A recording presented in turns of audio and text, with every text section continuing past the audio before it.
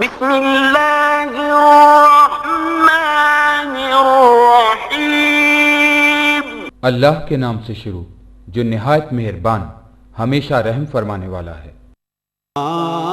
ازل سے تیرے عشق کا ترانہ بنی، نماز تیرے نظارے کا ایک بہانہ بنی، ادائے دید سراپا نیاز تھی تیری، کسی کو دیکھتے رہنا نماز تھی تیری۔ ونصلی ونسلم علی سیدنا و مولانا محمد رسولہ النبی الامین المکین الحنین الکریم الرؤوف الرحیم، اما بعد فاعوذ باللہ من الشیطان الرجیم، بسم اللہ الرحمن الرحیم۔ تلک من انباء الغیب نوحیہا الیک ما کنت تعلم انت ولا قومک من قبل ھذا، صدق اللہ مولانا العظیم۔ محترم المقام مجاہد ملت حضرت مولانا عبدالستار خان نیازی صاحب دامت برکاتہم، محترم المقام پیر طریقت حضرت خواجہ فقیر محمد صاحب باروی دامت برکاتہم، جملہ مشائخ اعظام، علماء کرام، قائدین و رہنمایان قوم، معزز حاضرین اور عزیزان گرامی قدر، اللہ رب العزت کا شکر ہے آج جس کی توفیق سے ہم چوک اعظم کی اس عظیم الشان سنی کانفرنس میں حاضر ہیں۔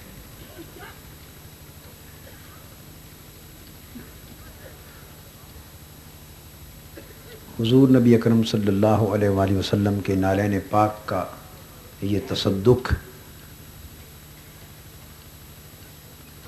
جس کی بنا پر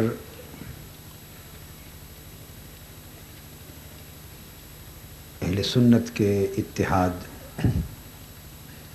احیاء، تقویت،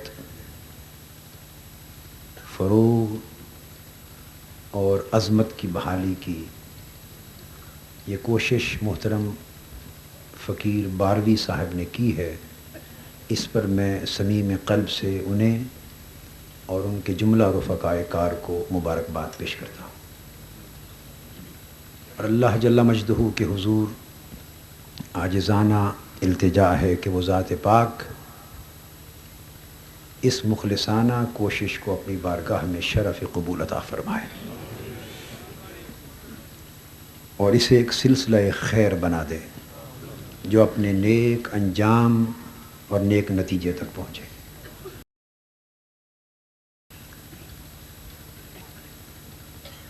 آج کی اس مجلس میں جس موضوع پر میں چند کلمات آپ کے گوش گزار کرنا چاہتا ہوں وہ ہے شان نبوت محمدی صلی اللہ علیہ وآلہ وسلم اور سنیت۔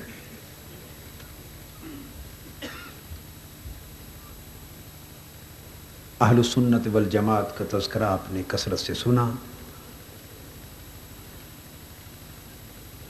میں اس وقت یہ عرض کرنا چاہتا ہوں کہ اہل السنت والجماعت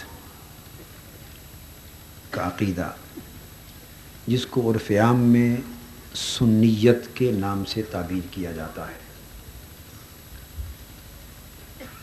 اور جس کے حوالے سے آج کی کانفرنس کو سنی کانفرنس کا نام دیا گیا ہے۔ اس عقیدے میں اور اس عقیدے کی پہچان اور اس عقیدے کی اہمیت شان نبوت محمدی صلی اللہ علیہ وآلہ وسلم کے حوالے سے کیا ہے، اور گفتگو کے اختتام پر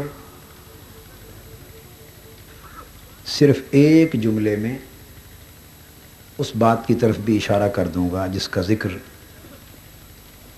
کم و بیش ہر قائد اور ہر مقرر اور ہر بزرگ اور ہر سنی عالم دین نے درد دل کے ساتھ کیا ہے۔ یہ بات ذہن نشین کرنے کے قابل ہے کہ ہمارے ایمان کا مرکز و محور نبوت محمدی صلی اللہ علیہ وآلہ وسلم ہے۔ عقیدہ توحید بھی اسی سے ہے، عقیدہ آخرت بھی اسی سے ہے، اور دیگر انبیاء، رسولوں اور کتابوں پر ایمان، الغرض ایمان اور اسلام کے جتنے ارکان ہیں ساروں کا اعتبار اور ساروں کی قبولیت حضور نبی اکرم صلی اللہ علیہ وآلہ وسلم کی نبوت و رسالت پر ایمان کے صحیح ہونے پر ہے۔ آئیے تھوڑی دیر میں اس بات پہ روشنی ڈالنے کی کوشش کروں کہ نبوت، اس کی دو جہتیں یعنی دو سمتیں ہوتی ہیں۔ ایک جہت اور سمت نبوت کی ہوتی ہے جہت فضیلت، ایک ہوتی ہے مثلیت۔ فضیلت کہتے ہیں ایسی خوبیوں کا ہونا جسے دیکھ کر انسان کسی کو دوسروں سے اونچا اور دوسروں سے جدا اور منفرد اور بلند اور عظیم سمجھے، یہ خوبیاں فضیلت کہلاتی ہیں۔ مثلیت کا یعنی فضیلت افضل ہونا، دوسروں سے افضل ہونا، تو وہ خوبیاں جو اس انسان کو کا دوسروں سے افضل ہونا ظاہر کریں۔ مثلیت سے مراد ایسے علامات اور ایسے احوال اور ایسی چیزیں جسے دیکھ کر لوگ اسے اپنے جیسا سمجھیں، لوگ اسے اپنے جیسا سمجھیں، یہ مثلیت ہے اور وہ فضیلت ہے۔ نبوت کے اندر یہ دو خوبیاں ہوتی اور نبوت انہی دو خوبیوں کے کمال سے عبارت ہے۔ فضیلت میں عروج ہوتا ہے، اونچا ہونا، مثلیت میں نزول ہوتا ہے۔ ان دو کی مثال آپ یوں سمجھ لیں تاکہ بات آگے سمجھنا آسان ہو جائے۔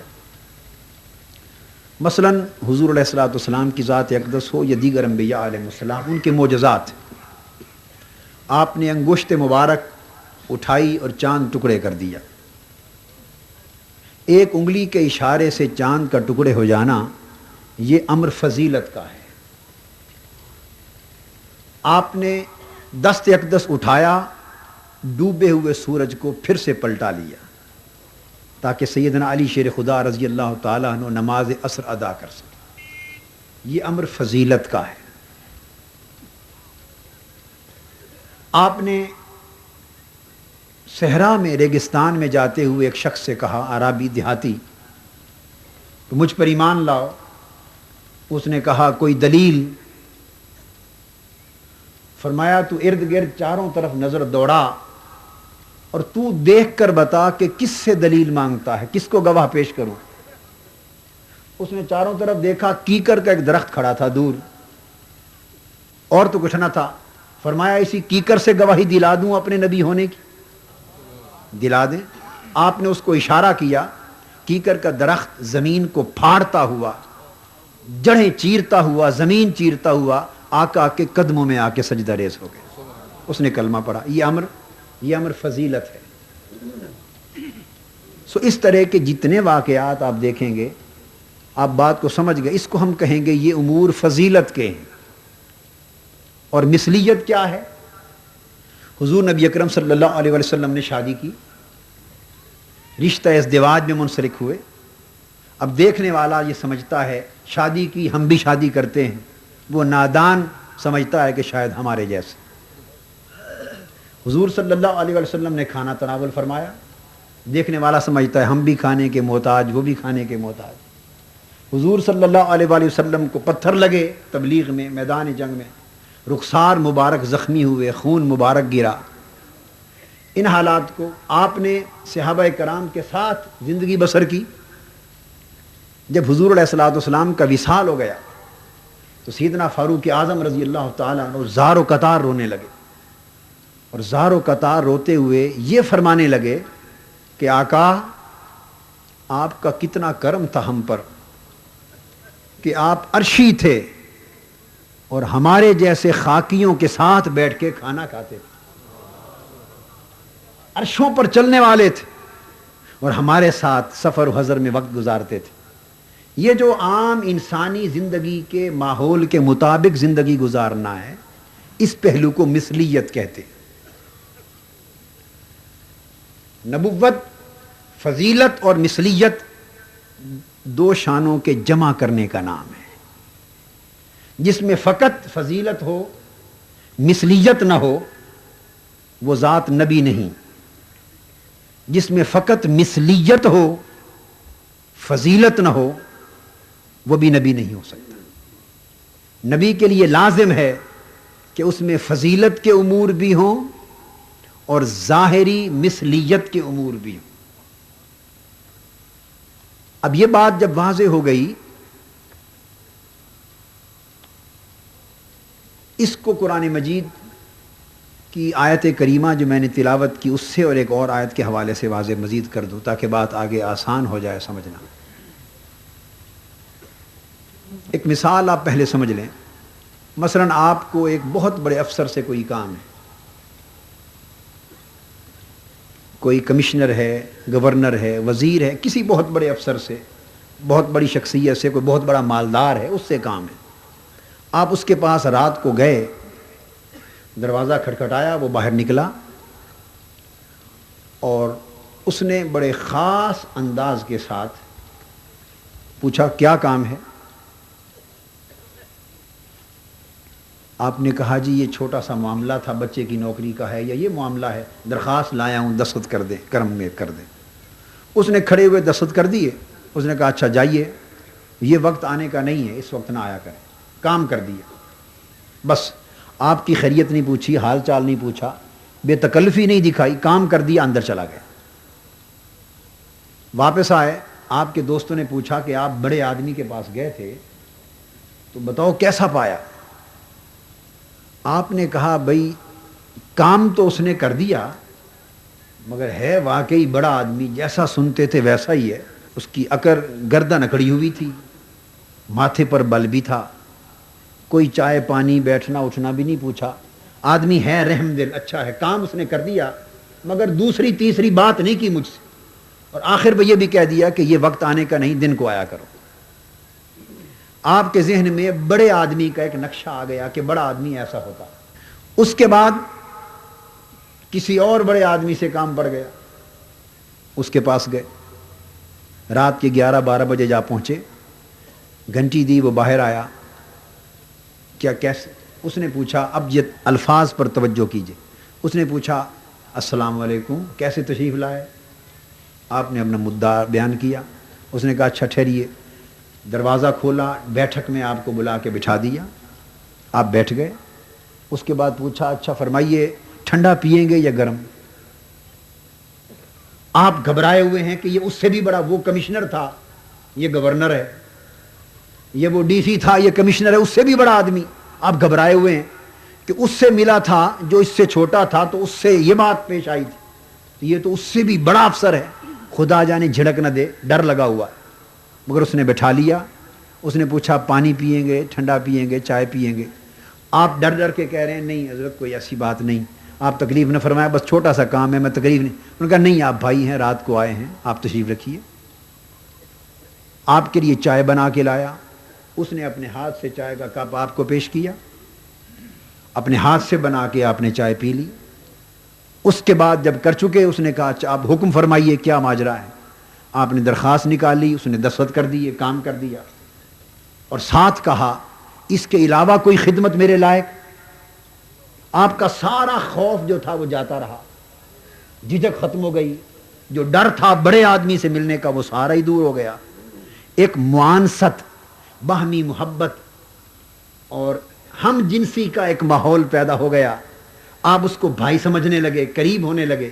اس نے کہا آپ گھبرایا نہ کریں، جب بھی کوئی تکلیف ہو، دن ہو یا رات، بے دھڑک آ جایا کریں میرے پاس، میں آپ کا خادم ہوں، آپ کا بھائی ہوں، آپ ہی کی خدمت کے لیے یہاں آیا ہوں، جس وقت ضرورت ہو آ جایا کریں.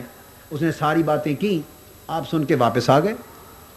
آپ سے اب انہی دوستوں نے پوچھا کہ اب اس سے بھی بڑے آدمی کے پاس گئے تھے، بولیے کیسے پایا؟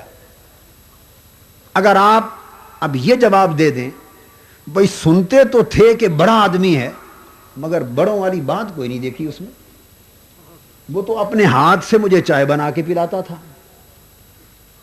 خود میرے لیے کرسی رکھی، بار بار مجھے کہتا تھا میں آپ کا خادم ہوں، میں آپ کا خان. سنتے تھے وزیر ہے، گورنر ہے، ایم این اے ہے، پتہ نہیں بہت بڑا آفیسر ہے، بڑا آدمی ہے، وہ تو کہتا تھا میں آپ کا خادم ہوں، میں آپ کا بھائی ہوں، آپ کی خدمت کے لیے ہوں، دن ہو رہا تو آ جایا کریں. بار بار اس طرح کی بات کرتا تھا. نہ اس کی گردن اکڑی ہوئی تھی، نہ ماتھے پر کوئی بل تھا، نہ کوئی روب راب، اس قسم کی باتیں تھی. کام بھی کر دیا، بڑوں والی بات کوئی نہیں دیکھی. اگر آپ اس کے اس عمل کا نتیجہ یہ اخذ کریں تو اس سوچ پر انا للہ و انا الیہ راجعون پڑھنے کے سوا اور کچھ نہیں بنے. اس لیے کہ اگر آپ نے اس کے اس عمل کو، طرز عمل کو یہ سمجھا کہ وہ بڑا ہی نہیں، تو آپ کو پتہ ہی نہیں کہ بڑا ہوتا کون ہے. آپ کو بڑائی کی پہچان ہی نہیں. وہ جس کی گردن اکڑی ہوئی تھی، آپ نے اس کی اکڑی گردن کو بڑائی کی علامت جانا. وہ جس کے ماتھے پر بل تھا، اس کی پیشانی کے بل کو آپ نے بڑائی کی علامت جانا. وہ جس نے چائے کا کپ اور پانی کا گلاس آپ سے نہیں پوچھا، اس کے اسی بدخلقی کو آپ نے بڑا ہونا سمجھا کہ وہ آپ کے ساتھ اس نے مجانست نہیں کی، ہم جنس ہونے کا احساس نہیں دلایا. اور وہ جو حقیقت میں تو اس سے بھی بڑا ہے، مگر آپ کے ذہن میں اس خوف اور ڈر کو ختم کرنے کے لیے بہت بڑا ہو کر اس بڑائی کی کرسی سے اتر کے آپ کے ساتھ آ کے بیٹھا ہے، تاکہ آپ کے اور اس کے درمیان غیریت نہ رہے، خوف نہ رہے، جھجک نہ رہے، ایک پیار پیدا ہو جائے. اور جب بھی کوئی ضرورت ہو آپ بے دھڑک اس کے پاس آ جایا کریں. وہ جو اس مقام سے اتر کے آپ کے قریب بیٹھا، اصل بڑائی اس کی تھی کہ تھا اتنا بڑا کہ آپ کی اس کی بڑائی تک رسائی بھی نہ تھی، مگر اصل بڑائی یہ تھی کہ بڑا ہو کر اس نے بڑا ہونا دکھایا نہیں آپ کو. ناداں یہ ہے وہ بڑائی. انسانی زندگی کی اس بڑائی میں فرق سمجھ لینے کے بعد کتنی نادانی ہے اور ناسمجھی ہے اس شخص کی کہ جو پیکر نبوت کی عظمت کو دیکھے. وہ نبی کی ذات جسے تکنے کے لیے سدرۃ المنتہا پر سارے عالم نور کے فرشتے جمع ہو جائیں اور عرض کریں مولا شب معراج اس نور کے پیکر کی ایک جھلک ہمیں بھی دکھا دے. وہ نبی جو اتنا بڑا ہے کہ جو سدرۃ المنتہا سے آگے گزر جائیں اور جبرائیل امین لامقام ان کی ہم سفری نہ کر سکیں. وہ نبی جنہیں سمت دنا کی منزل پر پہنچایا گیا، جنہیں پھر فتح اللہ کی منزل پر پہنچایا گیا، پھر فکان کعبہ کوسین کی کرسی پر بٹھایا گیا، اور پھر وہاں سے اٹھا کر اور دنا کی آغوش قربت میں بٹھایا گیا. وہ نبی جو اتنا اونچا، جس کی اونچائی تک کوئی اونچائی نہ پہنچے، جس کی بلندی تک کوئی بلندی نہ پہنچے، جس کی عظمت تک کوئی عظمت نہ پہنچے، اتنا بڑا تھا، اتنا اونچا تھا، بڑا ہے، اونچا ہے. مگر نادانوں، ہم جیسے خاکیوں کے ذہنوں سے خوف اور ڈر ختم کرنے کے لیے ہم سے فرماتے رہے آقا نہیں تم میرے بھائی ہو، میں تمہارے جیسا ہوں، میں تمہارے لیے آیا ہوں. تم اگر آقا کے فرمان کو یہ سمجھ لو کہ ہمارے جیسا ہے، تمہاری دنیا بھی گئی آخرت بھی گئی. تم نے نبوت کا مقام ہی نہیں سمجھا، نبوت کا معنی ہی نہیں سمجھا. نبوت کو تو معنی یہ ہے کہ فضیلت یہ ہو کہ کعبہ قوسین او ادنا پر بیٹھے، فضیلت یہ ہو کہ کعبہ قوسین او ادنا پر بیٹھے، اور مثلیت یہ ہو کہ شہر مدینہ کی ایک دیوانی عورت آ جائے، عرض کرے محمد صلی اللہ علیہ وسلم مجھے آپ سے کام ہے، میرے ساتھ چلیے، اور آپ ننگے پاؤں بیٹھے ہوں اور اس دیوانی کی ضرورت کو دیکھ کر حضور جوتا بھی نہ پہنے، ہائے ہائے نالین پاک بھی نہ پہنے، اور یوں ہی ننگے پاؤں آقا چل پڑے. وہ دیوانی مدینے کی گلیوں میں گھماتی پھرے اور ساری کائنات کا مالک گھومتا پھرے، اور پھر ایک بازار میں گلی میں جا کے بٹھا دے اور کہے میرے کام کر دو، اور کعبہ قوسین او ادنا کی رفتوں پہ بیٹھنے والا شہر مدینہ کی گلی میں بیٹھ کر دیوانی کے کام کر. فضیلت وہ، مثلیت یہ ہے نبوت. اگر اس کے سمجھنے میں مغالطہ ہوا تو پھر نہ نبوت کے معنی کی خبر ہوئی نہ نبوت کی مقام کی خبر ہوئی. تو فضیلت اور مثلیت یہ معنی. اب اس کو قرآن مجید کے حوالے سے لیتے ہیں. قرآن مجید نے کہا تِلْكَ مِنْ أَنْبَاءِ الْغَيْبِ نُوحِيهَا إِلَيْكَ. اس آیت کریمہ میں یہ حصہ فضیلت. مَا كُنْتَ تَعْلَمُ أَنْتَ وَلَا قَوْمُكَ مِنْ قَبْلِ هَذَا. یہ مثلیت. فرمایا تِلْكَ مِنْ أَنْبَاءِ الْغَيْبِ نُوحِيهَا إِلَيْكَ. میرے پیارے یہ غیب ہی تو ہے جو ہم تیری طرف بھیجتے. اور غیب کسے کہتے ہیں؟ کتنی نادانی کی بات ہے اگر کوئی یہ سمجھے کہ جو حضور کو بتا دیا تو غیب نہ رہا، بتا دیا تو غیب نہ رہا، اطلاع فرما دی تو غیب نہ رہا. نادانو، تو قرآن تو معنی ہی یہ بتا رہا ہے محبوب، یہ جو آپ کو بتا رہے ہیں یہ غیب ہی تو ہے، تو بتا کر بھی غیب ہے. یہ فضیلت ہے. ما کنت تعلم، میرے محبوب آپ کو بتانے سے پہلے جب تک ہم نے بتایا نہ تھا، اور یہ علم کی فضیلت دی نہ تھی، اس سے پہلے از خود نہ آپ جانتے تھے نہ آپ کی قوم جانتی تھی. یہ مثلیت کا مقام ہے. جب تک مثلیت اور فضیلت دونوں کو ملا کے نہ سمجھیں مقام نبوت کی سمجھ نہیں آ سکتی. جدا کر دیں تو گمراہی ہے. اب قرآن مجید نے فرمایا ایک اور مقام پر قل انما انا بشر مثلکم یوحا الی انما الہکم الہ واحد. فرما دیجئے میرے حبیب صلی اللہ علیہ وسلم میں نفس بشریت میں تمہارے جیسا ہوں. نفس بشریت، بشر ہونے میں تمہارے جیسا ہوں، مگر مجھے اپنے جیسا نہ سمجھ لینا. پورے قرآن میں نہیں فرمایا کہ انا مثلکم، میں تمہارے جیسا ہوں، یہ نہیں فرمایا. انما انا بشر مثلکم، نفس بشریت میں تمہارے جیسا ہوں مگر میں خود تمہارے جیسا نہیں. یوحا الیہ، یہ پہلا حصہ تھا مثلیت کا. اور فضیلت کیا ہے؟ یوحا الیہ. اگر ایک پہلو میں مثلیت ہے تو فضیلت کا عالم یہ ہے کہ یہی پیکر بشریت ہے کہ اس کے اندر اس دل میں اللہ کا کلام اترتا ہے جس کو ساری کائنات کے پہاڑ بھی سنبھال نہیں سکتے. یہ انوار کلام الہیہ کا مرکز بھی ہے یہ جسم، اور یہ وہی آتی ہے مجھ پر کہ تمہارا الہ ایک ہے. یہ فضیلت. جنہوں نے فضیلت کو ہٹا کر نظر فقط مثلیت پہ رکھی وہ بہک گئے، وہیں سے گمراہی پیدا ہوئی. سنیت کا مفہوم اس پوری تفسیرات کے بعد آخر میں سمجھاؤں گا کہ سنیت کا امتیاز کیا ہے. پورے قرآن مجید کا مطالعہ کریں، قرآن مجید کا یہ قاعدہ ہے، وہ جس کا بھی ذکر کرتا ہے فضیلت اور مثلیت کے ساتھ کرتا ہے. قرآن مجید نے کہا لا یملکون الشفاعۃ الا من اتخذ عند الرحمن عہدا. قیامت کا دن ہوگا، فرمایا کوئی شفاعت کا مالک نہیں ہوگا، کوئی از خود شفاعت نہیں کر سکے گا. بس جنہوں نے نظر فقط اتنی بات پہ رکھی، قرآن کے ایک جز کو پڑھا اور بقیہ کو چھوڑ دیا، گمراہ ہو گئے. لا یملکون الشفاعہ، یہ مثلیت کا درجہ ہے، کوئی شفاعت کا مالک نہ ہوگا. اس کے ساتھ فضیلت کا درجہ ہے، الا من اتخذ عند الرحمن عہدا، مگر وہ لوگ جن کو اللہ نے اپنا عہد دے رکھا ہوگا، جن کو اللہ نے ڈگری دے رکھی ہوگی، سرٹیفکیٹ دے رکھا ہوگا، اور جن سے کال کر رکھا ہوگا، وہ قیامت کے دن سب کے سامنے اللہ کی بارگاہ میں شفاعت کر رہے ہوں گے. وہ مثلیت تھی، یہ فضیلت آ گئی. فرمایا من ذا الذی یشفع عندہ الا باذنہ، من ذا الذی یشفع عندہ، کون ہے جو اللہ کی بارگاہ میں شفاعت کر سکے؟ نفی کر دی، یہ درجہ مثلیت ہے. کون ہے جو طاقت رکھے اللہ کی بارگاہ میں منہ کھولنے، زبان کھولنے اور شفاعت کرنے کی؟ بس اس پہ فقط نگاہ رکھی، آگے نہ پڑھا، گمراہی پیدا ہو گئی. فرمایا الا باذنہ، سوائے ان لوگوں کے جن کے ہاتھ میں اللہ نے اذن شفاعت دے رکھا ہے، جن کو اللہ نے معزون بنا رکھا ہے، جن سے عہد کر رکھا ہے کہ میرے حبیب قیامت کے دن عرش پر میں ہوں گا، میری عدالت بپا ہوگی، اور عرش پر میری دائیں جانب تیرا مقام ہوگا، اور تو ایک کرسی پر بیٹھا ہوگا. وہ کرسی مقام محمود ہوگی.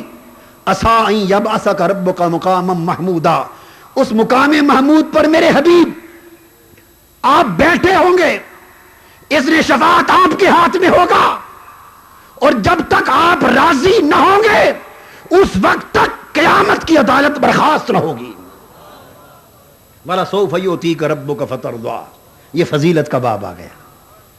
قرآن مجید نے کہا الاخلاء یومئذ بعضهم لبعض عدو، یہ سارے بھائی، باپ بیٹے، میاں بیوی، دوست، احباب، سب آپس میں بھائی بیلی قیامت کے دن دشمن ہو جائیں گے، کوئی کسی کو نہیں پہچانے گا. یہ بیان درجہ مثلیت میں. الا المتقین، قیامت میں کوئی کسی کا باں بیلی نہیں ہوگا. پنجابی میں کہتے ہیں نا باں بیلی، کوئی کسی کا بازو تھامنے والا نہ ہوگا، کوئی کسی کی شفاعت کروا کے بخشوانے والا نہ ہوگا. بھائی بھائی کا دشمن، دوست دوست کا دشمن ہوگا. یہ ایک درجہ مثلیت ہے. کوئی رشتہ کام نہ آئے گا الا المتقین، مگر ولیوں کا رشتہ کام آئے گا. ان اولیاءہ الا المتقون، ولی متقی ہوتے، ولیوں کا رشتہ کام آئے گا. یہ درجہ فضیلت میں بات آ گئی. تو بات یہ معلوم ہوئی کہ فضیلت اور مثلیت دونوں اگر انتہائی کمال پر جمع ہو جائیں، یہ مقام نبوت کی شان ہے. اس بات کو سمجھ لینے کے بعد اب جو بنیادی نقطہ عرض کرنا چاہتا ہوں، شان نبوت کے باب میں اس فضیلت اور مثلیت میں مغالطہ کرنے یا صحیح عقیدہ رکھنے میں 5 گروہ ہوئے. کتنے گروہ؟ بولیے. پہلا گروہ کافرین کا، بولیے کون سا؟ دوسرا گروہ مشرکین کا، بولتے آئیے، مشرکین. تیسرا گروہ مذبذبین اور منافقین، مذبذبین کا، جن کا نہ یہ عقیدہ، نہ یہ، نہ ادھر کے نہ ادھر کے، دھوبی کا کتا، نہ گھر کا نہ گھاٹ کا. چوتھا گروہ مداہنین اور موہنین، گستاخوں کا. پانچواں گروہ مومنین کا. 5 گروہ. اب پانچوں کی پہچان سن لیں تاکہ سنیت کی تعریف بھی معلوم ہو جائے. تعریفیں تو وہ ہو چکی ہیں، درست تعریفیں، یہ اس کی علامت سمجھا رہا ہوں، علامت، پہچان. کافرین کا گروہ کیا ہے؟ کافروں کا طریقہ ہمیشہ یہ رہا کہ نبی کی ذات کے بارے میں جب وہ عقیدہ رکھتے تو 2 باتیں ذہن میں رکھ لیں، ادھر فضیلت، ادھر مثلیت. معنی دونوں کا آپ سمجھ گئے. کافروں کا طریقہ یہ تھا کہ وہ فضیلت کا انکار کرتے، مثلیت کا اقرار کرتے. یاد رکھ لیں، نبی میں جو فضیلت دیکھتے اس کے انکاری ہوتے، اور جو مثلیت کے پہلو دیکھتے اس کے اقراری بنتے. قرآن کہتا ہے جب نبی کو دیکھتے تو کافر جواب دیتے ما نراک الا بشرا مثلنا، ہم ایمان نہیں لاتے آپ پر. نبی سے کہتے آپ تو ہمارے جیسے بشر ہیں. ما نراک الا بشرا مثلنا، ہم آپ کو صرف اپنے جیسا بشر ہی دیکھتے ہیں اور تو ہے ہی کچھ نہیں. فضیلت کا انکار اور مثلیت کا اقرار. کہتے ما ھذا الا بشر مثلکم، اس میں اور کچھ نہیں ہے لوگوں، یہ تو فقط ہمارے تمہارے جیسا ایک بشر ہے۔ فضیلت کا انکار اور مثلیت کا اقرار، ایسا کرنے والے کافر ہو گئے، ایسا کرنے والے کافر ہو گئے۔ دوسرا گروہ مشرکین کا، مشرک وہ لوگ ہوئے جو اس کے برعکس کرتے۔ یہ قرآن مجید کا نچوڑ، عقائد کا، طبقات کا، امم کا نچوڑ دے رہا ہوں۔ مشرک وہ لوگ ہوتے جو اس کے برعکس کرتے، یعنی مثلیت کا انکار کرتے، بالکل انکار کرتے، اور فضیلت کا اقرار کرتے۔ اور فضیلت کا اقرار مثلیت کے انکار کے ساتھ عقیدہ کیا بنتا؟ جیسے قرآن مجید نے کہا وقالت الجہود عزیر ابن اللہ، جب حضرت عزیر علیہ السلام کو دیکھا، کمالات دیکھے، یہودیوں نے کہا یہ اللہ کا بیٹا ہے۔ مثلیت اس لیے تھی کہ نفی شرک ہو جائے، جب اس کا انکار ہو گیا، نگاہ صرف فضیلت پہ بھی تو خدا کا بیٹا بنا دیا۔ وقالت النصارى المسیح ابن اللہ، اور عیسائیوں نے کہا عیسیٰ علیہ السلام اللہ کے بیٹے۔ جب دیکھا کہ پھونک مارتے ہیں مردے زندہ ہو جاتے، مٹی کا بنا ہوا پرندہ اڑنے لگتا ہے، مادرزاد نابینے کوہری برس کے لوگ ٹھیک ہو جاتے ہیں، ہاتھ پھیرتے ہیں شفا یابی ہوتی۔ مثلیت پر جب نگاہ نہ رکھی، انکار کیا، فقط فضیلت دیکھی تو خدا کا بیٹا بنا دیا، خدا کا شریک بنا دیا۔ تو یہ مشرک ہوئے، دو طبقے۔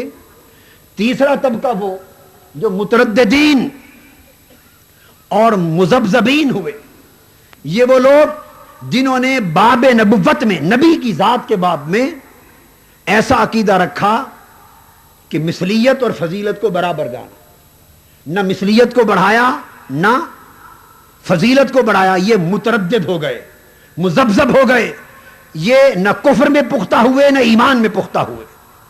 لا الہ الا ولا الہ اولائے مذبذبین بین ذالک، نہ وہ ادھر کے ہیں نہ ادھر کے ہیں، دونوں حدوں کے درمیان لٹک رہے ہیں، مذبذب ہیں۔ تیسرا گروہ، یہ کسی کھاتے کے نہ رہے، کسی کھاتے کے نہ رہے۔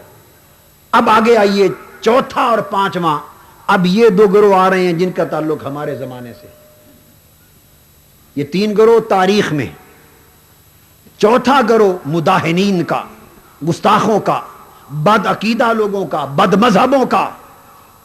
وہ گروہ کون ہے؟ نقطہ یاد رکھیں، یہ وہ لوگ ہیں جو فضیلت کا صرف اقرار کرتے ہیں اور مثلیت پر اصرار کرتے ہیں۔ کافر فضیلت کے انکار کرنے والے، مثلیت کا اقرار۔ مشرک مثلیت کا انکار، فضیلت کا اقرار۔ متذبذب فضیلت اور مثلیت دونوں کے درمیان متذبذب۔ اب بد مذہب اور بد عقیدہ کی پہچان، اور گستاخ کی پہچان، اور بد مذہب کی پہچان، اور اہانت کرنے والے کی پہچان وہ کیا ہے؟ کہ مثلیت، فضیلت کا صرف اقرار کرتے ہیں، فضیلت کا صرف اقرار، انکار نہیں کر سکتے۔ قرآن میں جو آ گیا، اقرار کرتے ہیں، دبے لفظوں میں مان جاتے ہیں، زیادہ زور نہیں دیتے، مثلیت پہ اصرار کرتے ہیں، تقریریں ساری مثلیت پہ کرتے ہیں، اور فضیلت کی بات آئے تو کہتے ہیں ہم کہاں انکاری ہیں۔ کتابیں ساری مثلیت پہ لکھتے ہیں، جب فضیلت دکھاؤ تو کہتے ہیں ہم کہاں انکاری ہیں۔ آپ کا فضیلت کا انکاری نہ ہونا کوئی معنی نہیں رکھتا۔ مثلیت پہ اصرار اور فضیلت پہ انکار، یہی بد عقیدگی اور بد مذہب ہونے کی علامت ہے۔ اور سنیت کیا ہے؟ پانچواں گروہ مومنین کا۔ مومنین کے گروہ کی علامت یہ ہے کہ وہ مثلیت کا صرف اقرار کرتے ہیں، مثلیت کا اقرار کرتے ہیں اور اصرار اور زور سارا فضیلت پہ دیتے ہیں۔ یہ ایمان ہے۔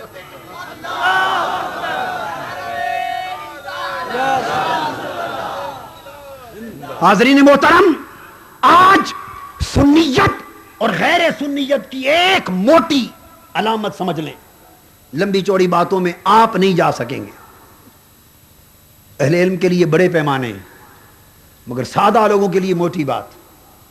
جس شخص کو دیکھو قرآن مجید کی آیتیں ہوں یا احادیث نبوی یا سیرت طیبہ، حضور علیہ الصلوۃ والسلام کا ذکر ہو، امور فضیلت پر بس یوں گزرتا گزرتا ذکر کر جائے، بس چلتا چلتا ذکر کر جائے، اور تذکرہ ہو تو کہے ہم کہاں انکاری ہیں، اور زور سارا تقریروں کا، وعظوں کا، خطابوں کا، کتابوں کا مثلیت کے ثابت کرنے پر لگا،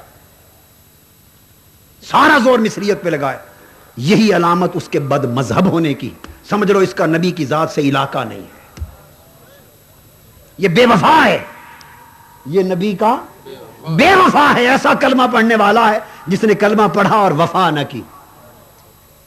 اور ایمان کی پرکھ اور علامت یہ ہے کہ جو مثلیت کا انکار نہ کرے، چونکہ انکار کرنا کفر ہے، قرآن کی نصوص سے ثابت، مثلیت کا انکار نہ کرے، فقط اقرار کرے اور زور ساری زندگی فضیلت پر دیتا رہے، مثلیت کا فقط اقرار اور فضیلت پر اصرار، جس میں یہ دیکھو سمجھ لو یہاں ایمان ہے، یہی علامت سنیت کی ہے، یہی علامت سنیت کی ہے۔ اب میں چونکہ اہل السنہ والجماعہ کے حوالے سے بات ہوئی، میں جماعت صحابہ اور جماعت کفار دونوں کا موازنہ اس نقطے پہ کراتا ہوں آپ کو۔ حضور علیہ الصلوۃ والسلام کا جسم اقدس تھا، یہ ابو بکر، عمر، عثمان و علی رضوان اللہ تعالی علیہ مجمعین نے بھی دیکھا، اور ابو جہل، ابو لہب نے بھی دیکھا۔ کس کو پتا نہیں تھا کہ جسم اطہر ہے اور پیکر بشری ہے، مگر فرق کیا تھا؟ دونوں نے دیکھا، اس پیکر حسن و جمال کو، اس پیکر بشریت مقدسہ کو، اس پیکر بشریت مطہرہ کو، اس پیکر بشریت منورہ کو دونوں نے دیکھا۔ ابو بکر اور علی نے بھی دیکھا رضی اللہ تعالیٰ عنہ، ابو جہل، ابو لہب نے بھی دیکھا، مگر فرق کیا تھا؟ یہ بات سمجھیں، ابو جہل، ابو لہب یہی دیکھتے رہے اور یہی دیکھتے کہ بشریت کا پیکر ہے، ان کی توجہ اس پیکر خاکی پر ہوتی کہ بشریت کا پیکر ہے، وہ پیکر بشریت ابو بکر و علی کو بھی نظر آتا، مگر دھیان اس پر نہ کرتے، اس پر کرتے کہ ہے پیکر بشریت مگر سایہ نہیں، ان کا دھیان فقط پیکر بشریت ہونے تک رہتا، اور ابو بکر و علی کی نگاہ اس پیکر بشریت کو یوں دیکھتی کہ پیکر بشریت ہے پر سایہ نہیں۔ ابو جہل و ابو لہب دیکھتے جسد مصطفیٰ صلی اللہ علیہ وآلہ وسلم کو تو دیکھتے کہ ہمارے جیسا معاذ اللہ جسم ہے، وہ جسم دیکھتے، اور ابو بکر، عمر، عثمان و علی دیکھتے وہی جسم دیکھتے، مگر اس جسم کو یوں دیکھتے کہ ہے جسم پر مکھی نہیں بیٹھتی، ہے جسم اطہر مگر مکھی نہیں بیٹھتی۔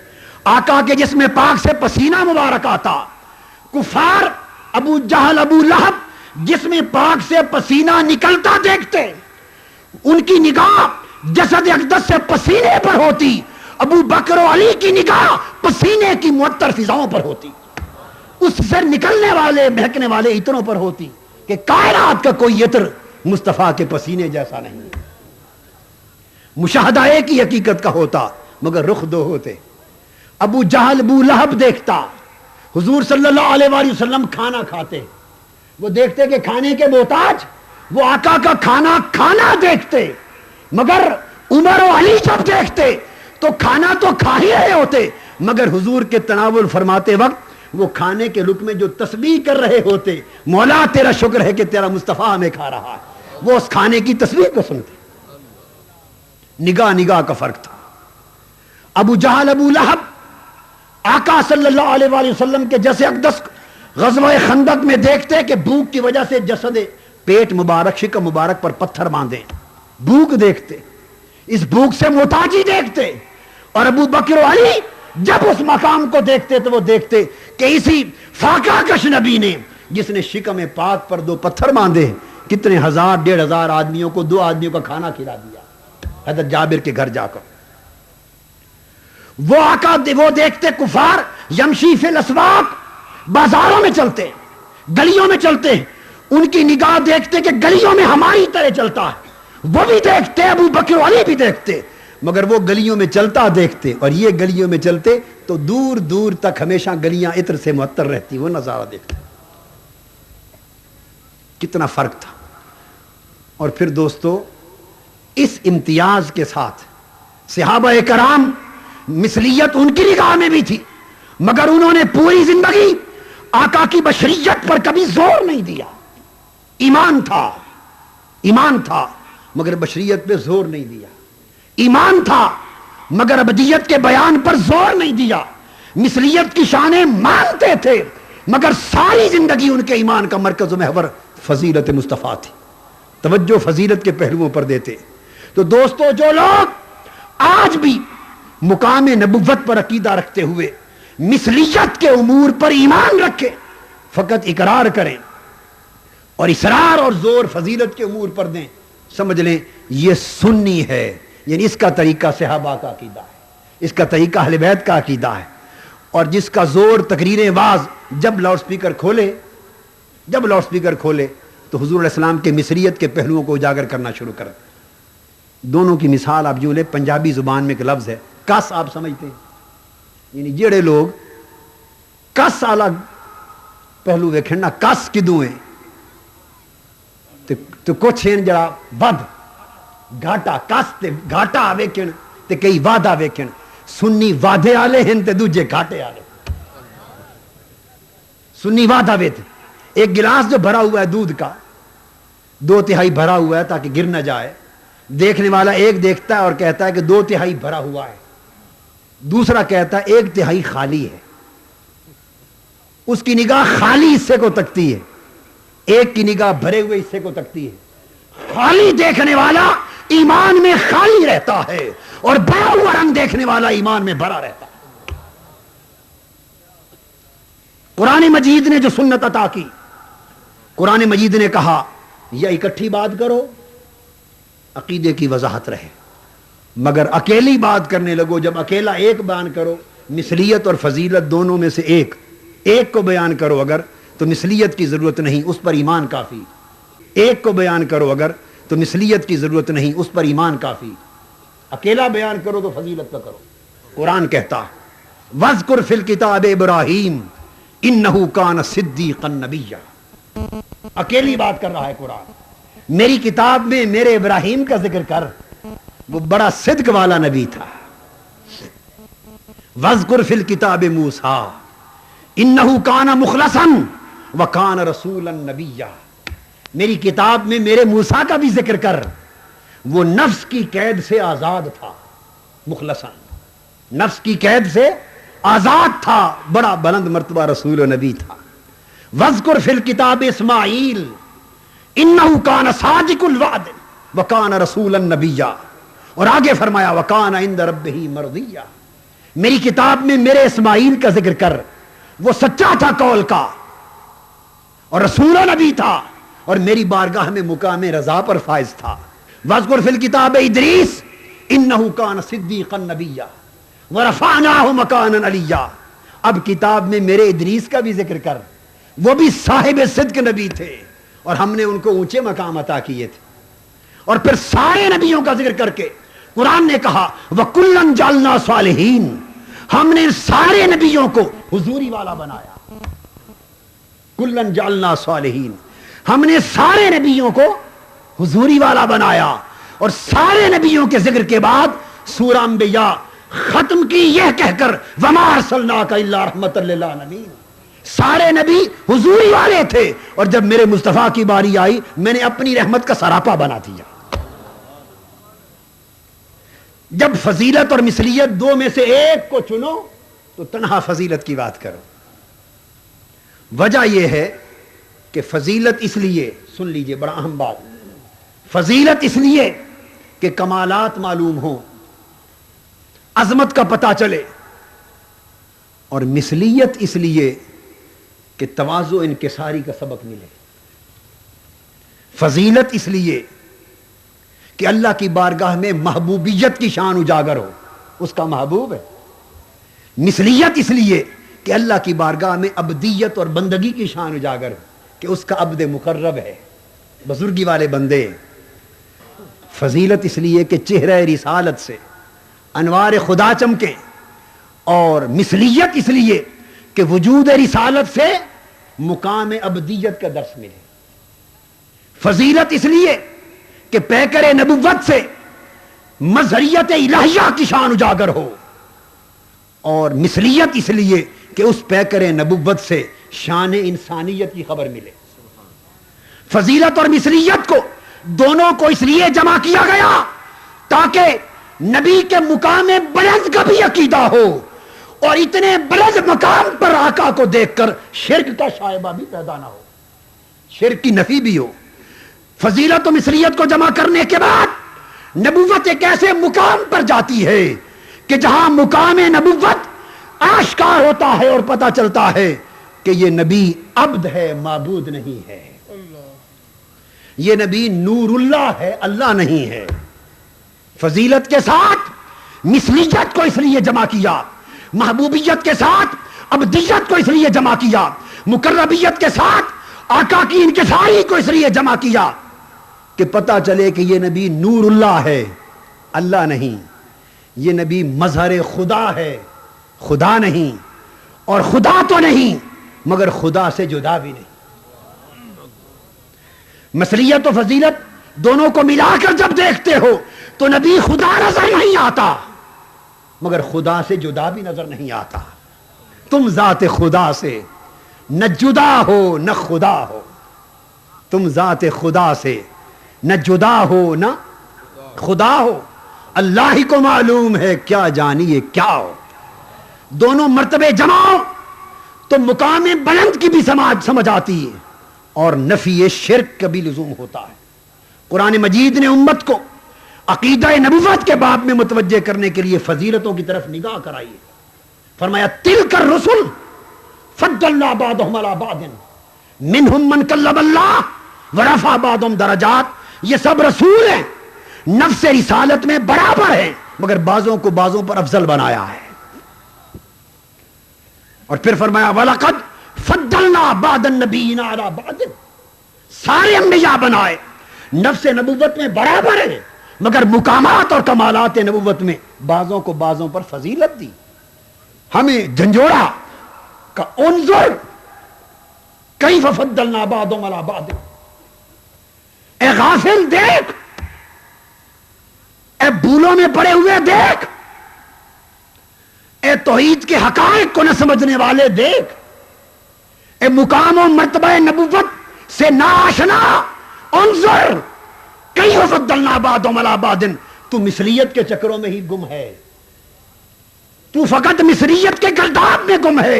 دیکھ ہم نے ساروں کو بلند کیا اور پھر بلندیوں میں کس طرح کس کو کس پر فضیلت عطا کی۔ خالی مثلیت پہ نگاہ نہ رکھ، انظر کیف فضلنا بعضهم علی بعض، دیکھ ہم نے فضیلتیں کس طرح بانٹی۔ دکھایا جا رہا ہے، یوں مثلیت کہہ کر نہیں دکھایا کہ دیکھ کیسے ایک جیسا بنایا، یہ نہیں کہا، فرمایا دیکھ۔ اس لیے معلوم تھا کہ مثلیت ہر ایک کو نظر آتی ہے، مثلیت کی سمجھ ہر ایک کو آتی، فضیلت کی سمجھ کسی کسی کو آتی۔ بشریت کی شان ابو بکر ابو جہل بھی دیکھتا تھا، ابو بکر عمر عثمان و علی بھی دیکھتے تھے رضوان اللہ تعالی علیہ مجمعین۔ بشریت کا پردہ، بشریت کا مرتبہ ہر ایک کو نظر آتا تھا مگر نورانیت کی شان اس بشریت کے جلوے میں ہر ایک کو نہیں، کسی کسی کو نظر آتی تھی۔ وہ ابو جہل ابو لہب کو نظر نہیں آتی تھی، ابو بکر و علی کو نظر آتی تھی۔ بشریت ہر ایک کو نظر آئی، نورانیت کسی کسی کو نظر آئی مگر بات آگے بڑھی، نورانیت کسی کسی نے دیکھی مگر مصطفیٰ کی حقیقت کسی نے بھی نہ دیکھی۔ فرمایا یا ابا بکر لم یعرفنی حقیقت سوا ربی، بشریت تک ہر کوئی پہنچا اور پھر اپنے فہم کے مطابق کوئی گمراہ ہو گیا، کوئی حقیقت پا گیا۔ نورانیت تک کوئی پہنچا اور حقیقت تک سوائے رب کے کوئی اور نہ پہنچا۔ اس لیے فضیلت کے امر کی طرف متوجہ کیا کہ یہ امر نازک ہے، یہ امر نازک ہے۔ تو میں یہ عرض کر رہا تھا قرآن مجید اور طریقے صحابہ کو دیکھیں تو قرآن مجید اس امر کو واضح کرتا ہے کہ مثلیت کے باوجود حقیقت کے بعد میں قرآن کہتا ہے ان الذین یبایعونک انما یبایعون اللہ۔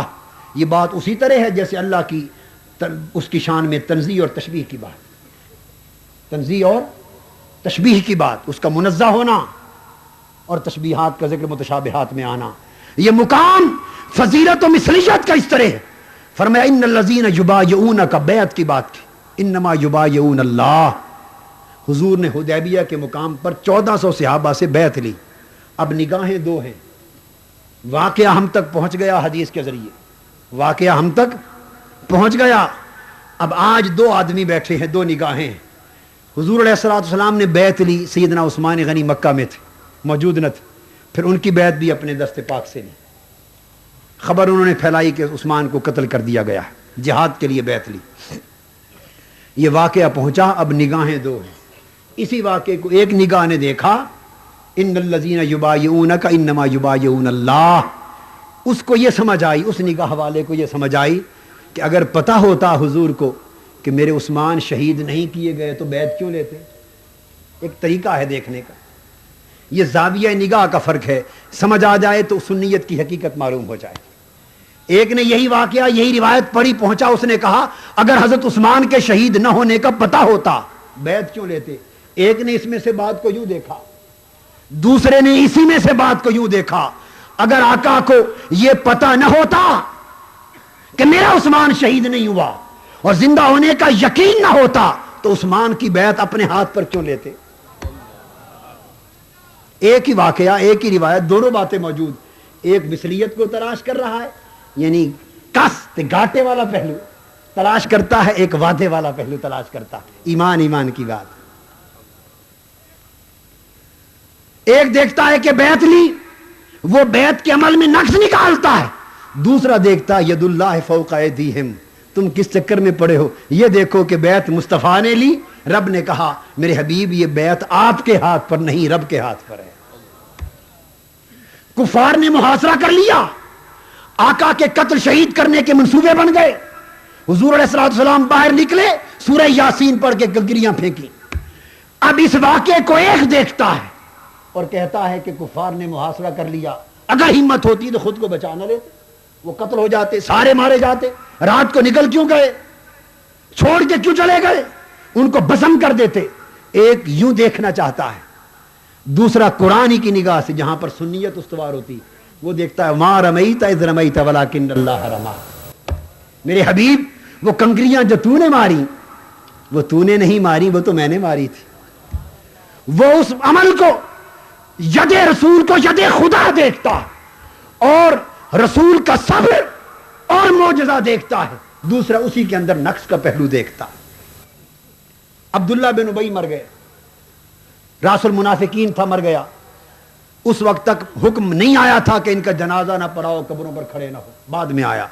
حضور صلی اللہ علیہ وسلم اس کی قبر پہ کھڑے تھے، حکم آ گیا کہ حبیب ان کی قبروں پر کھڑے نہ ہوا کر۔ اب واقعہ تو ایک ہی، مگر ایک اس کو دیکھتا ہے تو کہتا ہے کہ اگر نبی کے کھڑے ہونے سے بخشش ہوتی تو عبداللہ بن ابی بخشا نہ جاتا۔ ایک یوں دیکھتا ہے، بخشش ہوتی تو عبداللہ بن ابی بخشا نہ جاتا، کیوں فرمایا جاتا کہ ان کی قبر سے ہٹ جا۔ ایک سوچ کا رخ یہ ہے، اور دوسرا سوچ کا رخ جس کا نام سنیت ہے، اس نے بھی الگ کوئی دلیل نہیں دی، وہ یہی کہتا ہے نادان، اگر رسول کے کھڑے ہونے سے عبداللہ بن ابی کا عذاب نہ ٹلتا ہوتا تو قبر سے ہٹنے کا حکم کیوں آتا؟ حکم اسی لیے آیا محبوب اس بدبخت کی قبر سے ہٹ جا، جب تک تیرے قدم اس کی قبر پر ہیں عذاب نہیں آ سکتا۔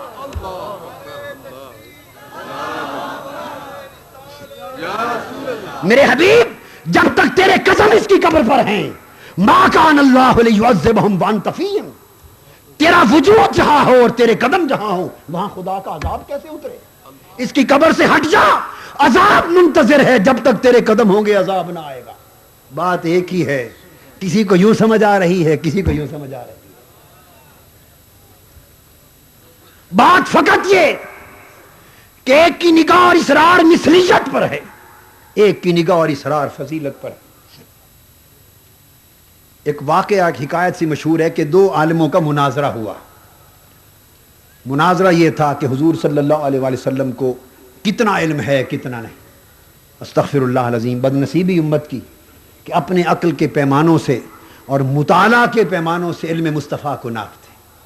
مناظرہ تھا، ساری رات دونوں عالم اپنے شاگردوں کو لے کر کتابیں کھنگالتے رہے، ادھر بھی کتابوں کا ڈھیر، ادھر بھی کتابوں کا ڈھیر، ساری رات نہ وہ سوئے نہ وہ سوئے۔ صبح مناظرے کا میدان گرم ہو گیا، سٹیج پر آ گئے۔ ان میں جو ایک سنی تھا، اس نے مناظرہ شروع ہونے سے پہلے کہا لوگوں ایک بات میری پہلے سن لو، پھر مناظرہ شروع کر لینا۔ اس نے کہا میں نے بھی ساری رات نیند گوائی، اس نے بھی ساری رات نیند گوائی ہے، سویا یہ بھی نہیں، سویا میں بھی نہیں۔ میں نے بھی ساری رات سینکڑوں کتابیں کھنگالی، اس نے بھی ساری رات سینکڑوں کتابیں کھنگالی۔ یہ بھی کلمہ پڑھتا ہے آقا کا، میں بھی کلمہ پڑھتا ہوں حضور کا، مگر رات بسر اس نے بھی کی میں نے بھی کی، فرق یہ رہا میں ساری رات یہ تلاش کرتا رہا، یہ ساری رات یہ شخص ساری رات کتابوں میں یہ تلاش کرتا رہا کہ کہیں یہ لکھا مل جائے کہ حضور کو یہ بھی پتہ نہیں تھا، یہ مل جائے کہ اس کا بھی علم نہ تھا، یہ مل جائے اس کی بھی خبر نہ تھی۔ یہ ساری رات کتابوں سے معاذ اللہ استغفر اللہ اپنے نبی کی لا علمی تلاش کرتا رہا، استغفر اللہ العظیم۔ اور میں ساری رات یہی تلاش کرتا رہا کہ یہ مل جائے کہ میرے نبی کو سب کچھ پتا تھا، ہائے ہائے ہائے، میرے نبی کو سارا کچھ اللہ نے دے رکھا تھا۔ میں ساری رات علم تلاش کرتا رہا کہ میرا نبی یہ بھی جانتا تھا، یہ بھی جانتا تھا، یہ بھی جانتا، میرے نبی یہ بھی جانتے ہیں، یہ بھی جانتے ہیں، یہ بھی جانتے ہیں، اور یہ بھی جانیں گے اور یہ بھی جانتے رہیں گے۔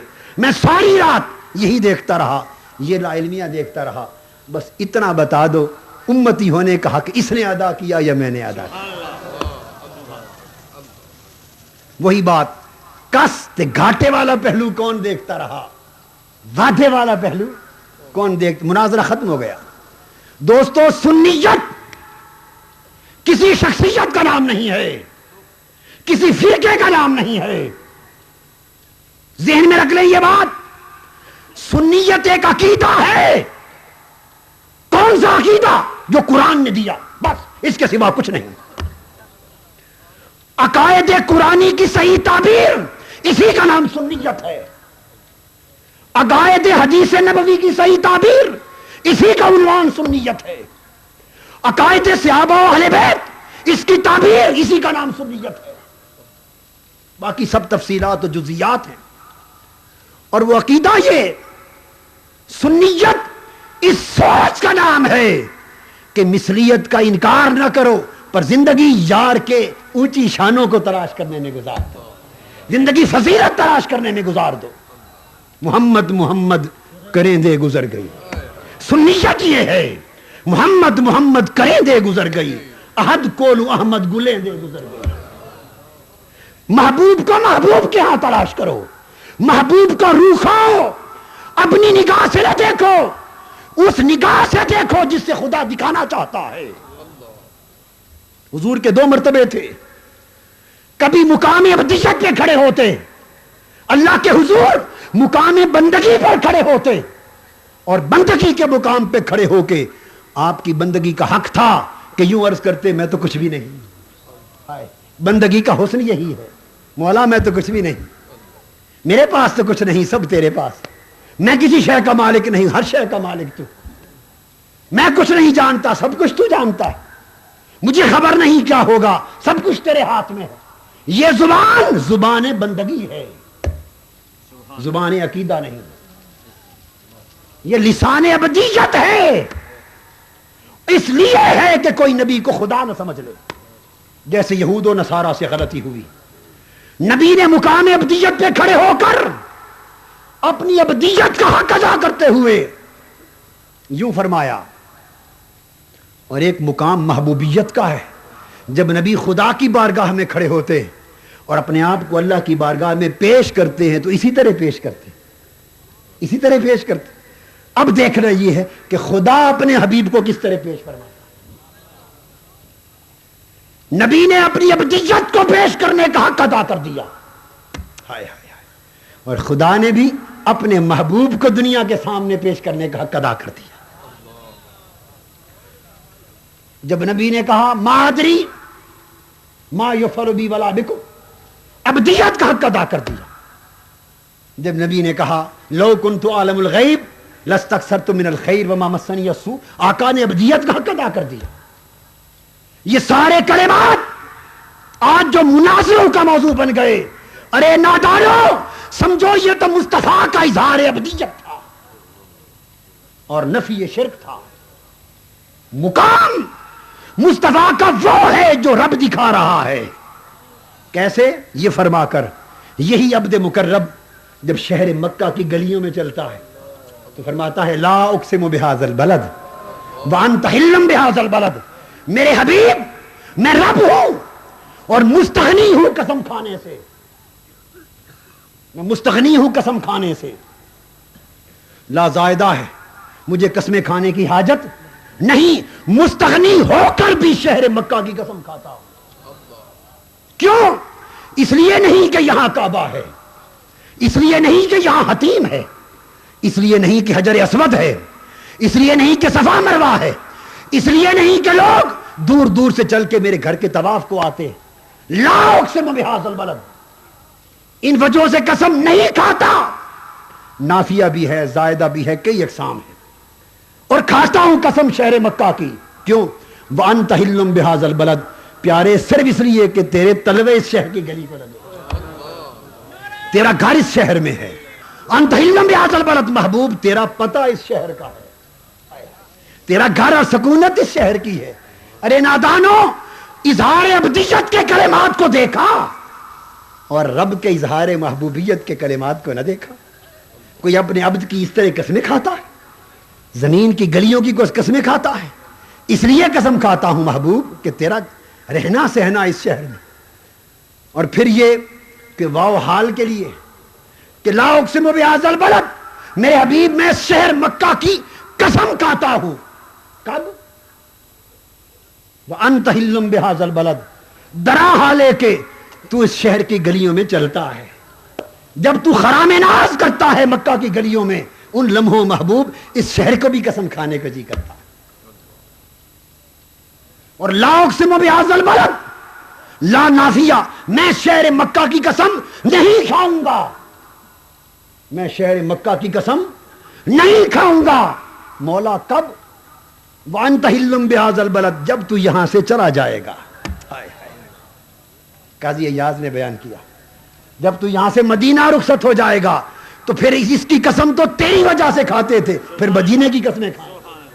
جہاں تیرا گھر ہے پیارے، جہاں تیرا ڈیرا ہے، جہاں تیرا وسیب ہے، جہاں تیرے قسم رکھتے ہیں، جہاں تیرا وجود رہتا ہے، جن ہواؤں میں تو سانس لیتا ہے، جو فضائیں تیرے رخساروں کو بوسہ لیتی ہیں، ان فضاؤں کی قسم کھاتے ہیں. یہ مقام محبوبیت ہے. عقیدہ یوں متعین کیا کرو. عقیدہ متعین کرنا ہو تو اظہار ابدیت نہ دیکھو، اللہ کے اظہار محبوبیت کو دیکھو. جب وہ فرماتا ہے کہ میری اطاعت چاہنے والوں، میری اطاعت بھی ممکن نہیں جب تک مصطفیٰ کی اطاعت نہ. من یطع الرسول فقد اطاع اللہ، میری محبت چاہنے والوں میری محبت ممکن نہیں جب تک میرے مصطفیٰ کی غلامی نہ ہو. قل ان کنتم تحبون اللہ فاتبعونی یحببکم اللہ. میرے محبوب کی زبان سے میٹھے میٹھے لفظ سننے والوں، یہ اس کا کلام نہیں، میرا کلام ہے. ما ینطق عن الہوی ان ہوا الا وحی یوحی. میرے اور میرے حبیب میں فرق کرنے والوں، میرے اور میرے حبیب کے ادب کو جدا نہ کیا کرو. لا تقدموا بین یدی اللہ و رسولہ، اللہ اور اللہ کے رسول پر پہل نہ کیا کر. اذان من اللہ و رسولہ، بلاوا میرا اور میرے مصطفیٰ کا ایک. براۃ من اللہ و رسولہ، چھٹکارا میرے مصطفیٰ سے اور میری ذات سے ایک. اغناہم اللہ و رسولہ، غنی کرنا خدا کا اور مصطفیٰ کا ایک. سیؤتی اللہ من فضلہ و رسولہ، فضل خدا کا مصطفیٰ کا ایک. محبت ایک، اطاعت ایک، ادب ایک، قربت ایک، ہاتھ ایک، بیعت ایک، نسبت ایک، حرمت ایک. انما یحاربون اللہ و رسولہ، جو اللہ اور اللہ کے رسول سے محاربت کرتے ہیں. یحرمون اللہ و رسول، اللہ اور اللہ کے رسول نے حرام کیا. وہ تحریم ایک، محاربت ایک، معصیت ایک. ومن یعص اللہ و رسولہ ویتعدی حدودہ، جو حدوں کو توڑے خدا کی، اللہ اور اللہ کے رسول کا گناہگار ہو جائے. من اطاع محمدا فقد اطاع اللہ ومن عصى محمدا فقد عصى اللہ ومحمد فرق بین الناس. جو اللہ کی محمد کی اطاعت کرے وہ اللہ کا اطاعت گزار ہو گیا صلی اللہ علیہ وسلم. جو محمد کا نافرمان ہوا صلی اللہ علیہ وسلم اللہ کا نافرمان ہو گیا. اور لوگوں سنیت اور غیر سنیت کا فرق، محمد فرق بین الناس، فرق دیکھنا چاہتے ہو تو محمد کو دیکھا کرو صلی اللہ علیہ وسلم. کون میرے محمد کا ہے، کون میرے محمد کا نہیں ہے. جو میرے مصطفیٰ کا ہے وہ میرا ہے، جو میرے مصطفیٰ کا نہیں وہ میرا نہیں. بخشش چاہتے ہو وَلَوْ أَنَّهُمْ إِذْ ظَلَمُوا أَنفُسَهُمْ جَاءُوكَ، مجھے منانا چاہتے ہو میرے مصطفیٰ کے در پر آ جاؤ. میری رضا چاہتے ہو وَاللَّهُ وَرَسُولُهُ حَقٌّ يُرْضُوهُ، اللہ اور اس کا رسول حقدار ہے کہ اسے راضی کیا جائے. بات دو کی ہے، ضمیر واحد کا ہے. بات دو کی ہے، ضمیر واحد کا ہے. مولا تیرے اور تیرے حبیب کی بات ہوئی ہے. یردوہ واحد کی ضمیر کیوں فرمائی؟ فرمایا اس لیے کہ ذاتیں دو ہیں مگر رضا تو ایک ہے. نفساً خدا اور مصطفیٰ جدا ہیں، حکماً ایک ہے. جس کا فتویٰ لگانے کو جی چاہے 1000 لگا لے، ذمہ دار ہے. نفساً خدا اور مصطفیٰ جدا ہیں، حکماً ایک. نفساً جدا نسبتاً ایک، نفساً جدا محبتاً ایک، نفساً جدا اطاعتاً ایک، ذاتاً جدا قربتاً ایک. اس لیے کسی عارف نے کہا ہک ہے ہک ہے ہک ہے، ہک ہے ہک ہے ہک ہے، جیڑا ہک کو ڈو کر جانے کافر تے مشرک ہے. یہ ہک نسبتاً ہے، یہ ایک اطاعت میں ہے. یہ ایک ہونا اطاعت میں ہے، محبت میں ہے، ادب میں ہے، نسبت میں ہے، حرمت میں ہے. علامہ ابن تیمیہ کو پوچھئے، وہ کہتے ہیں فَأَقَامَهُ عَلَى مُقَامِ نَفْسِهِ فِي أَمْرِهِ وَنَهْيِهِ وَإِخْبَارِهِ وَبَيَانِهِ فَلَا يَجُوزُ أَن يُفَرَّقَ بَيْنَ اللَّهِ وَرَسُولِهِ فِي شَيْءٍ مِنْ هَذِهِ الْأُمُورِ. اپنے امر میں، اپنی نہی میں، اخبار میں، بیان میں اللہ نے اپنے نبی کو اپنا قائم مقام بنا دیا ہے. ان امور میں دونوں میں فرق کرنا جائز نہیں ہے. سنیت اس مقام فضیلت و مثلیت میں جمع کرنے والے عقیدے کا نام ہے. یہ عقیدہ آقا دو جہاں نے دیا، صحابہ کرام نے اپنایا. صحابہ کرام نے اپنایا وہ عقیدہ، اور یوں اپنایا کہ سیدنا علی شیر خدا کی نماز، عصر کی نماز قضا ہوتی ہے. کب؟ جب آقا کا سر انور آپ کی گود میں، سورج ڈوب رہا ہے مگر گود کو جنبش نہیں دیتے کہ کہیں مصطفیٰ کی آنکھ نہ کھل جائے. کوئی ہمارے جیسا توحید پرست ہوتا نا، خشک توحید والا، ہم خشک، ہماری توحید خشک ہے، قال کی توحید ہے، حال کی نہیں. اور یا کی توحید حال بن جاتی. ہمارے جیسا کوئی ہوتا کھنگور مار کے تھوڑا سا ہلا دیتا کہ کہیں آنکھ کھل جائے، میری نماز نہ جائے. مگر وہ مولا علی شیر خدا تھے. نماز چلی گئی، آقا کی آنکھ کھلی، پوچھا علی نماز پڑھ لی ہے؟ عرض کیا حضور نہیں. اب حضور علیہ السلام نے 10 اقدس اٹھا دیے. عرض کیا اللہم، کلمات سننے والے، اللہم ان علیًا کان فی طاعتک و طاعت رسولک. اے اللہ، علی تیری اطاعت میں مشغول تھا اور تیرے رسول کی اطاعت میں مشغول تھا. نماز پڑھنا اللہ کی اطاعت ہے یا قضا کر دینا اطاعت؟ بولیے چوک اعظم والو، سنی کانفرنس والو، سنیت سمجھا رہا ہوں. پڑھنا اطاعت ہے اللہ کی یا قضا کر دینا؟ پڑھنا اطاعت. نماز قضا ہو گئی ہے مگر آقا عرض کر رہے ہیں مولا تیری اطاعت میں مشغول تھا. اس وقت تو وحی نہ آئی کہ رسول کیا فرما رہے ہو، نماز میری چھوڑ دی، قضا کر بیٹھے اور فرماتے ہو میری اطاعت میں مشغول تھا. نہیں، ثابت ہوا کہ جملہ فرائض فروع ہیں، اصل الاصول بندگی استاجور کی ہے. نماز اگر آرام مصطفیٰ پہ قربان ہو گئی وہ بھی قضا نہیں، ادا ہے. صحیح بخاری اٹھائیے، حضرت سہل بن سعد ساعدی فرماتے نماز کے دوران حضور علیل تھے، مرض الموت تھی. سیدنا ابو بکر صدیق رضی اللہ تعالیٰ عنہ جماعت کرا رہے ہیں. ان ابا بکر کان یصلی لهم فی واجہ النبی الذی توفی فی حتی اذا کان یوم الاثنین وهم صفوف بالصلاۃ فکاشف النبی صلی اللہ علیہ وسلم ستر الحجرہ وینظر الینا وهو قائم فتبسم کان وجهه برکۃ مصحف.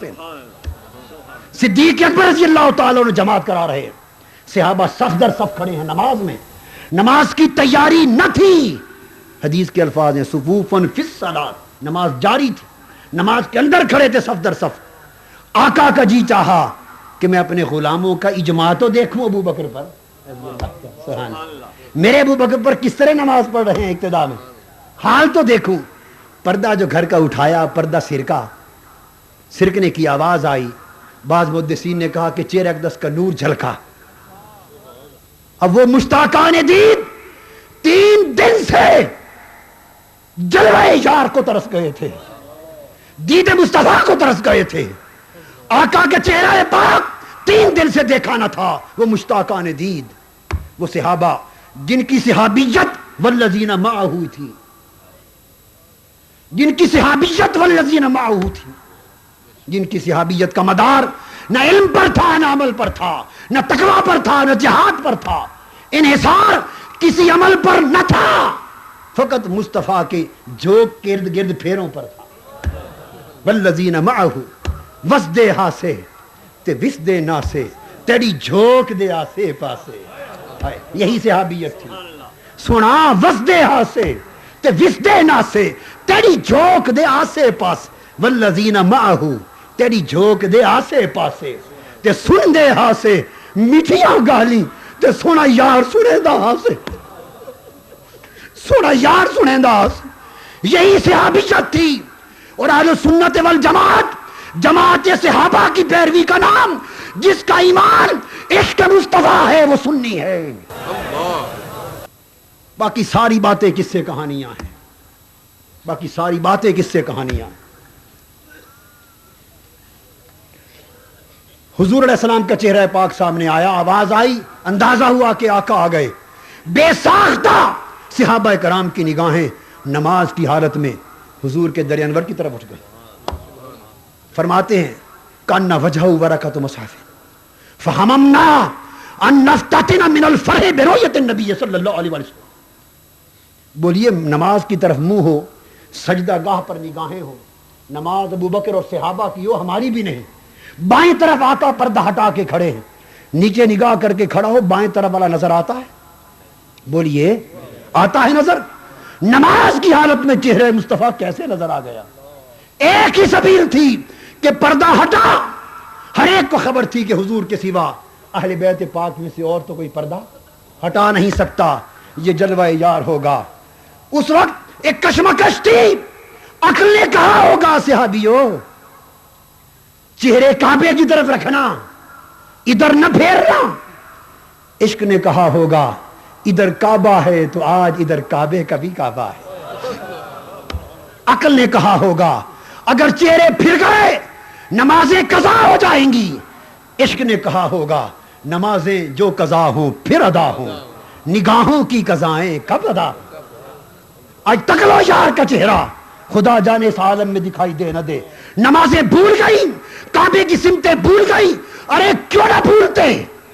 یہ وہی صحابہ تھے جنہوں نے اپنے کانوں سے سنا تھا قد نرى تقلب وجهك في السماء فلنولينك قبلة ترضاها.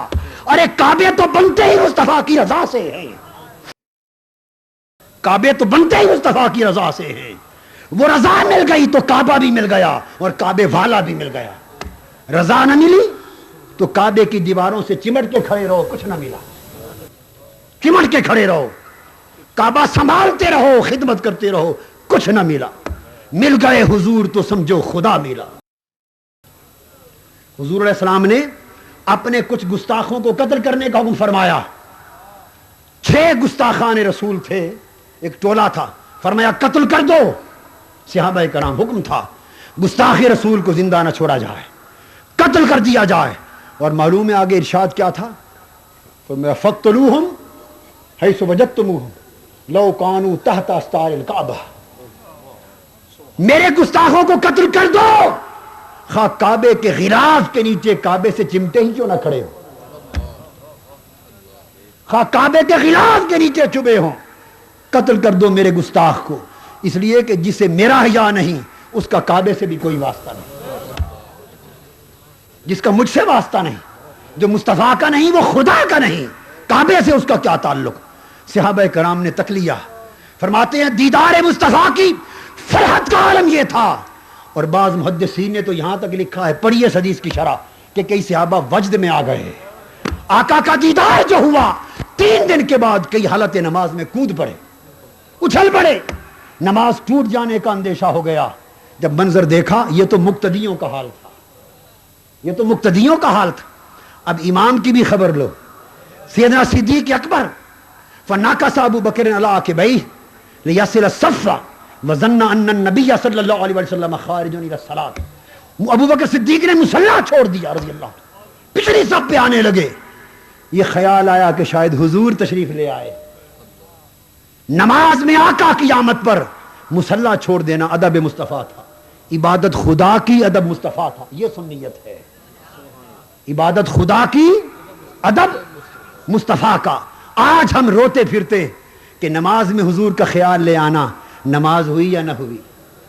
ہائے ہائے, ارے کون سی نمازیں اٹھاتے پھرتے ہیں, پھینک دو ایسی نمازوں کو جہنم میں. جو حضور کے خیال کے آنے پر نماز نہ ہو, اس نماز کی حقدار جہنم ہے. نماز تو یہ ہے کہ عبادت خدا کی ہو, ادب مصطفیٰ کا ہو. اور جب یا ایھا النبی السلام علیکہ ایھا النبی ہو تو آقا کے چہرے پاک کی طرف توجہ کر کے سلام ہو. اور کئی عرفاء وہ ہوئے جن کو نسبت نصیب ہوتی ہے, وہ والسلام علینا وعلی عباد اللہ الصالحین آگے چلتے تب ہیں جب حضور سے سلام کا جواب پا لیتے ہیں. مگر کوئی اس راہ چلے تو گاؤں کی خبر ملے, اس راستے پر ہی نہیں چلنا تو گاؤں کہاں سے ملے گا. آقا نے منظر دیکھا عاشقوں کا, فرمایا اشار الینا ان اتموا صلاتکم وارخوا الستر. فرمایا میرے صحابیوں, جو منظر میں نے دیکھنا تھا دیکھ لیا. تمہارے ایمان کا امتحان چاہتا تھا کہ ایمان کیسے ہیں, کعبے پر منحصر ہیں یا میری نسبت پر منحصر ہیں. اگر حضور کی نسبت پر منحصر ہے تو کعبہ بھی قبول, اور حضور کی نسبت پر منحصر نہیں تو کعبہ بھی, کعبے سے تعلق بھی ان کا ناقبول ہے. دوستو یہ سنیت ہے. اس سنیت کے مفہوم کو سمجھو تاکہ سینوں میں عشق مصطفیٰ کی آگ لگے, کرن چمکے, ایک آگ جلے, شعلہ بنے, اور بڑھتے بڑھتے پھر سینے میں عشق مصطفیٰ کا بھانبڑ مچ جائے, بھانبڑ مچ جائے. اویس کرنی تو کوئی نہیں ہو سکتا, مگر کرن کی ہوا کے جھونکے لے لو, یہ سنیت ہے. کرنی کے ہوا کے جھونکے لے لو, یہ سنیت ہے. سنیت کا یہی مدار ہے جو میں نے عرض کر دیا. اگر یہ چیز نصیب ہو گئی تو پھر جنتیں کیا, عالم دنیا و آخرت ساری مومن اور سنی کی میراث ہے. یہ نہ ہوئی تو خالی بات ہی بات ہے. سنیت مقام نبوت محمدی صلی اللہ علیہ وسلم کے حوالے سے بیان کرنے کے بعد آخری 2 جملے جو میں نے کہا تھا ختم کر رہا ہوں, وہ سنیت کے اتحاد پر. مجھے تو اتنی بات کہنے کی ضرورت ہے, سنیت پر اتحاد خالی خولی تقریروں, وعظوں, نعروں, جذباتی باتوں سے نہیں ہوگا. سنیت کا اتحاد چاہنے والوں, شرط اول ایک ہے, غیروں کو چھوڑ دو. غیروں کو چھوڑ دیا جائے. میں کوئی نام نہیں لیتا, خواہ وہ میری ذات ہو خواہ کسی اور کی ذات ہو, نام نہیں, اصولی بات. خواہ میری ذات ہے خواہ کسی اور کی ذات, غیروں کو چھوڑ دیا جائے. پہلے تو اپنے اکٹھے ہو جائیں. اور یہ غیروں کے دروازوں پر جانے والوں کس سنیت کے اتحاد کی بات کرتے ہیں؟ آپس میں اکٹھے ہو جائیں. پہلی بات, اس چیز کو طے کر کے اگلی ایک ہی تجویز, وہ بھی حضرت مجاہد ملت کی اجازت سے, بس اس پر عمل کر لیں. اس کے بعد میں یہ تجویز رکھتا ہوں, حضور داتا صاحب کے مزار پر اجتماع کی تاریخ کا اعلان کر دیا جائے. سنیے, ذرا سن لیجئے. فقط یہ مشائخ اور علماء کسی سے توقع نہ کریں, اعلان کر دیں تاریخ کا. اخبارات میں اشتہار دے دیں, قائدین کے نام لکھ دیں, فلاں تاریخ اتنے بجے حضور داتا صاحب کے مزار کے سائے میں اتحاد سنیت کے عملی اعلان, اقدام اور اعلان کے لیے اجتماع ہوگا. غیروں کو چھوڑ کر آؤ, اور پھر جو اتحاد سے انکار کر دے اسے گولی مار کے شہید کر دو. ازاں ازل سے تیرے عشق کا ترانہ بنی، نماز تیرے نظارے کا ایک بہانہ بنی، ادائے دید سرا